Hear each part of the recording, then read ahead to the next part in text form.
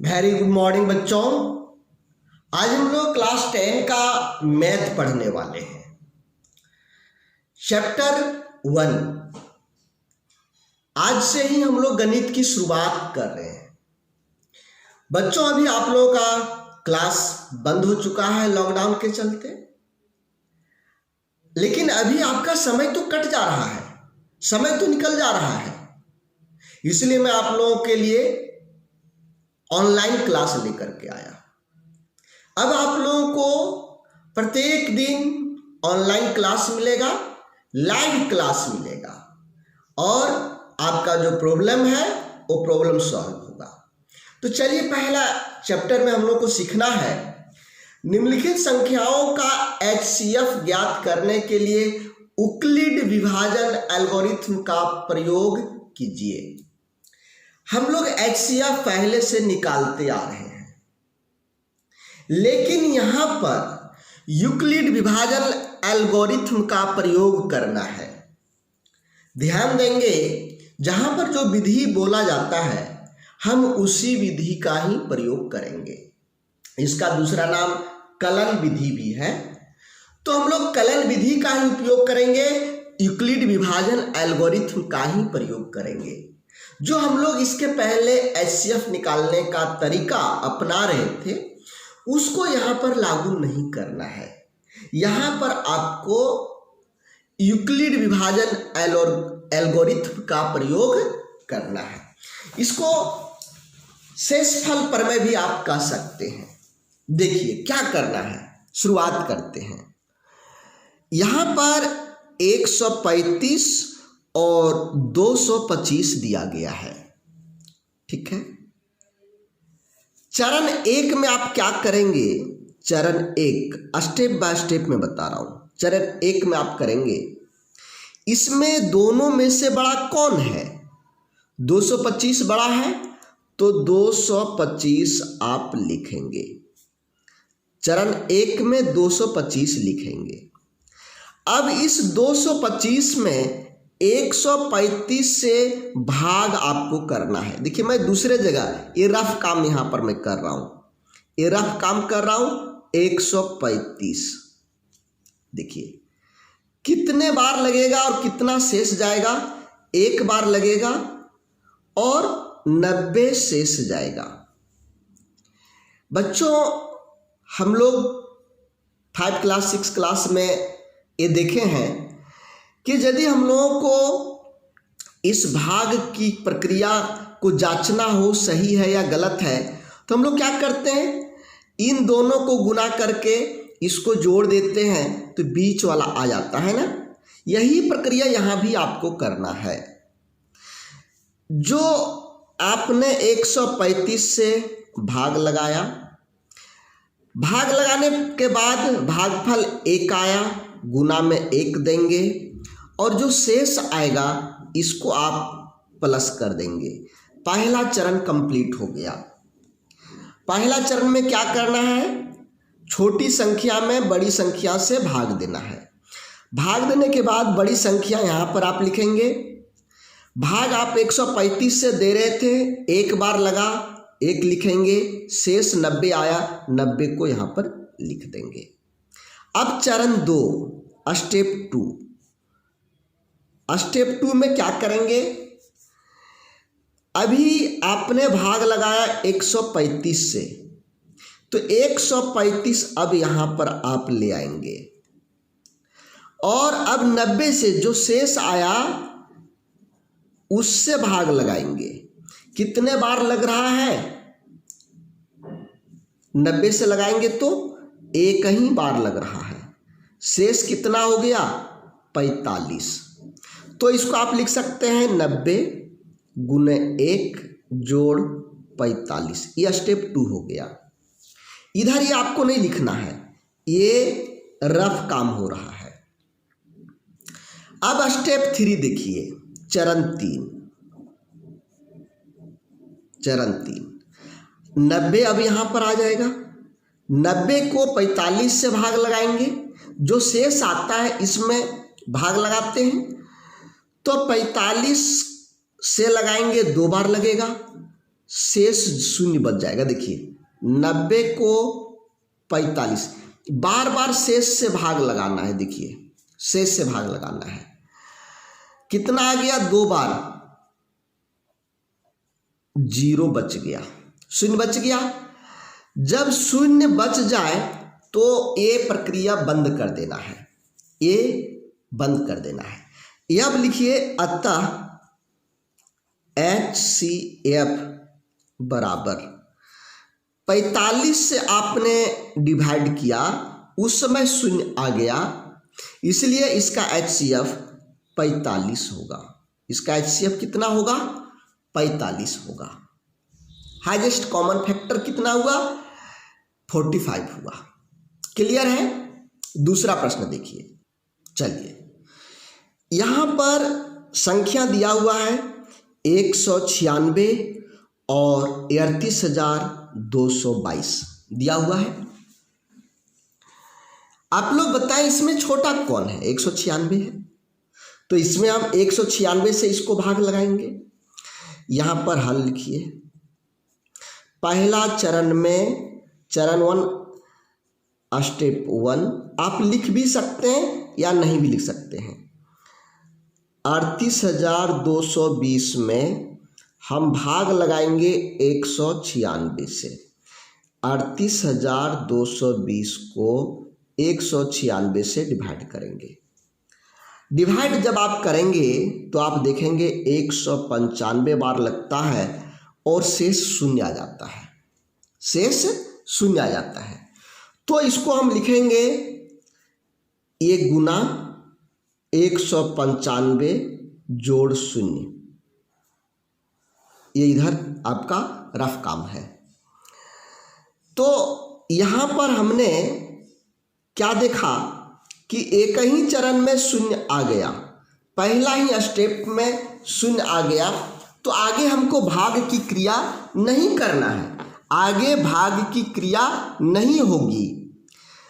195 बार लगा तो शून्य आ गया। हम भाग किससे लगा रहे थे, 196 से लगा रहे थे। हम भाग की क्रिया किससे कर रहे थे, 196 से। तो यहां पर HCF 196 होगा। अतः HCF बराबर 196 आंसर हो गया। चलिए तीसरा प्रश्न देखते हैं। तीसरा प्रश्न आप देख रहे हैं, हम लोग यूक्लिड विभाजन एल्गोरिथम का प्रयोग कर रहे हैं। तो यहां पर आप ये भी लिख सकते हैं, यूक्लिड विभाजन एल्गोरिथम से। इसमें स्टेप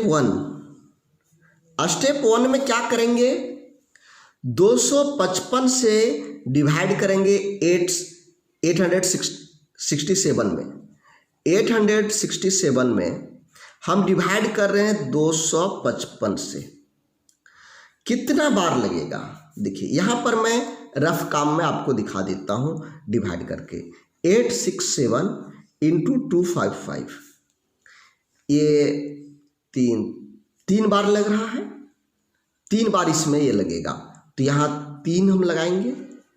और शेष कितना बच रहा है, शेष बच रहा है इसमें 102। तो यहाँ पर 102 लिखेंगे, 102 लिखेंगे। पहला चरण मेरा कंप्लीट हो गया। अब यहाँ पर लिखिए चरण 2 या स्टेप 2। अब 255 आगे आ जाएगा। 255 में 102 से भाग लगाएंगे, 102 से भाग लगाएंगे, 2 बार जाएगा और इसमें शेष 51 आएगा। शेष कितने आएंगे, 51 आएंगे। चरण 3, अब 102 में 51 से भाग लगाएंगे, 2 बार लगेगा और यहां पर शेष शून्य हो गया। आप यहां पर भाग करके देख लेंगे कितना हो गया। अब यहां पर शेषफल शून्य आ गया। जब शेषफल शून्य आ जाए तो भाग की क्रिया बंद हो जाती है। अब हम भाग नहीं करेंगे। किससे आप भाग लगा रहे थे? 51 से भाग लगा रहे थे। तो यहाँ पर HCF होगा, अतः HCF बराबर 51, ये आंसर हो गया। 51 आंसर हो गया आपका। क्लियर है? चलिए नेक्स्ट प्रश्न पर। दूसरा प्रश्न आपके सामने है। दर्शाइए कि कोई भी धनात्मक विषम पूर्णांक 6q + 1 या 6q + 3 या 6q + 5 के रूप में होता है, जहां q कोई पूर्णांक है। q कोई पूर्णांक है। देखिए किस तरह से इसको हल करेंगे। इसको समझने के लिए थोड़ा सा यहाँ पर आप एक काम करें। 6 से कोई भी संख्या ले लें और उसको डिवाइड करें। मान लीजिए आपने 18 लिया और डिवाइड किया तो 6 × 18, 0 शेष आया।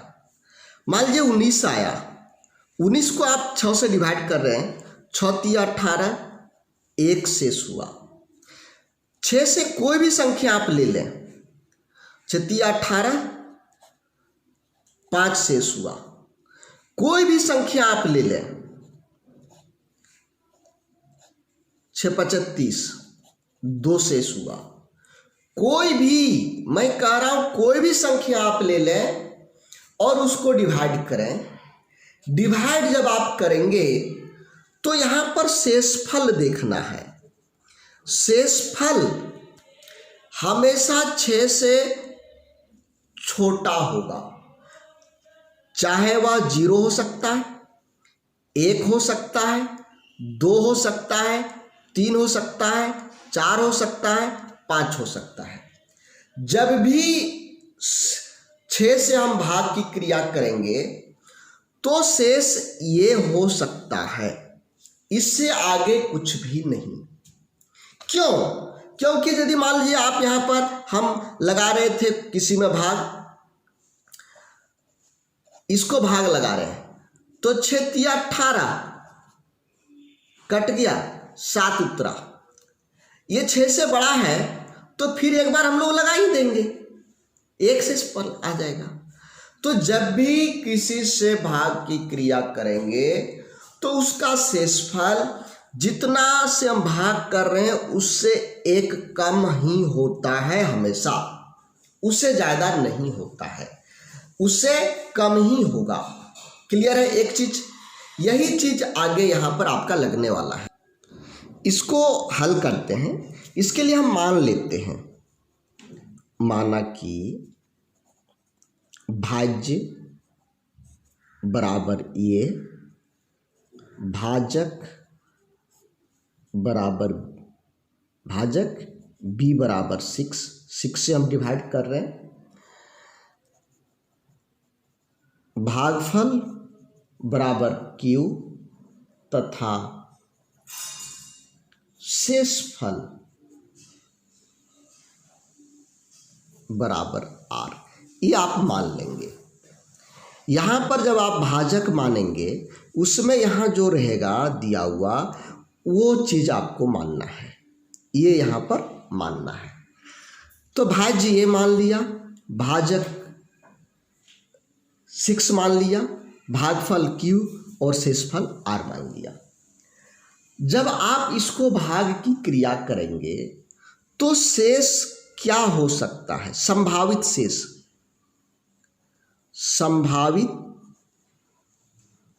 संभावित शेष फल क्या हो सकता है? जब हम 6 से भाग लगा रहे हैं तो संभावित शेष 0, 1, 2, 3, 4 या 5 हो सकता है। होगा या नहीं होगा? या तो 0, 1, 2, 3, 4, 5 ये शेषफल हो सकता है, क्योंकि हम 6 से डिवाइड कर रहे हैं तो भागफल, ये शेषफल जब भी आएगा तो इससे कम ही आएगा। एक चीज यहां पर हो गया।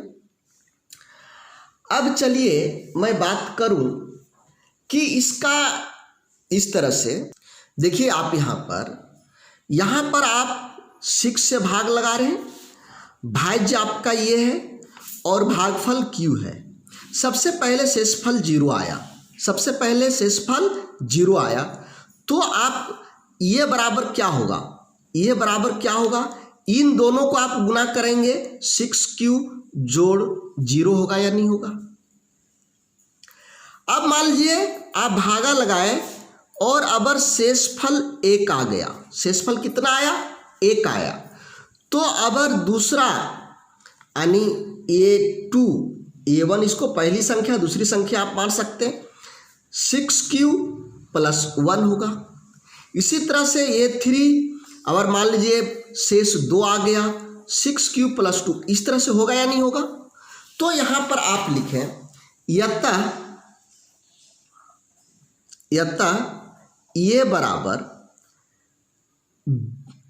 ये और ये गुना होगा 6q प्लस r जो शेषफल होगा ये।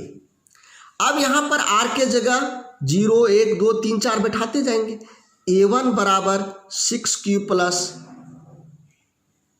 0, a2 बराबर 6q प्लस 1, a3 बराबर 6q प्लस 2, हम बार बार इसको बैठाते जाएंगे। a4 बराबर 6q प्लस 3, a5 बराबर 6q प्लस 4, a6 बराबर 6q प्लस 5। ये हमने ये संख्याएं हो सकता है हमने लिख दिया। अब इसमें देखिए 6q प्लस 0 है, ये जोड़ेंगे तो 6q होगा।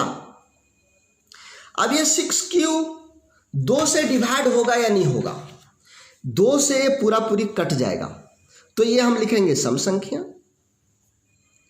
सम पूर्णांक। इसमें एक कोई भी जैसे 6 3 18 19 एक जोड़ देंगे तो ये विषम हो जा रहा है, तो ये हो जाएगा विषम पूर्णांक। फिर इसमें 2 जोड़ेंगे किसी में 6 का गुणनफल में, तो ये हो जाएगा सम पूर्णांक, ये हो जाएगा विषम पूर्णांक, ये हो जाएगा सम। 4 है तो सम पूर्णांक, और ये 5 है तो क्या होगा, विषम पूर्णांक हो जाएगा। अब आप चुनिए विषम पूर्णांक कौन कौन है। देखिए ये विषम है, ये विषम है, ये विषम है, इसलिए हम लिख सकते हैं यथा धनात्मक विषम पूर्णांक।